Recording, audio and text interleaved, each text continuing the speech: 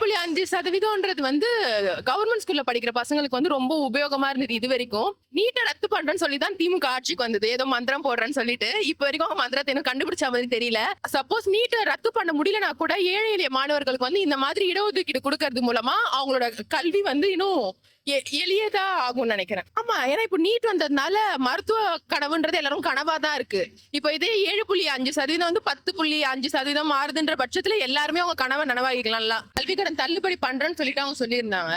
எதுவும் பண்ண மாதிரி தெரியல. இதுக்கப்புறம் வர ஆட்சியில அவர் தள்ளுபடி பண்ணாருன்னா இருக்கிற எல்லா மாணவர்களுக்குமே அது ரொம்ப உபயோகமா இருக்கும்னு நினைக்கிறேன். கல்வி கடன்ன்றது ரொம்ப முக்கியமான விஷயம். மாணவர்கள் அடுத்த கட்டத்துக்கு போய் அவங்க படிப்புல உயர்வதற்கான முக்கிய மூலாதாரமா இருக்கும்னு நினைக்கிறேன்.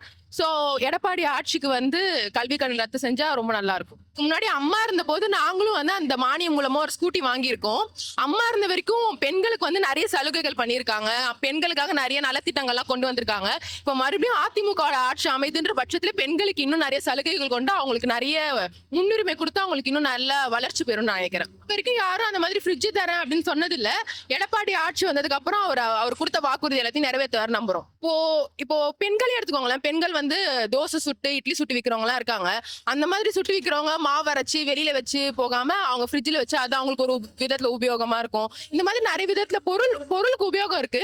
அதை வந்து மக்களுக்கு சேர வேண்டிய விதத்துல கரெக்டா சேர்த்துட்டா அவங்க இன்னும் உபயோகப்படுவாங்கன்னு நினைக்கிறேன். கண்டிப்பா ஆட்சி அமைப்பாரு. அவரு சொன்ன எல்லா திட்டங்களையும் மக்களுக்கு கொண்டு போற பட்சத்துல கண்டிப்பா ஒரு ஆட்சி அமைச்சு நல்ல ஆட்சி அமையும் நம்புறேன். நல்லாட்சினா எடப்பாடியார் தான். வாக்களிப்பீர் இரட்டை இலைக்கே.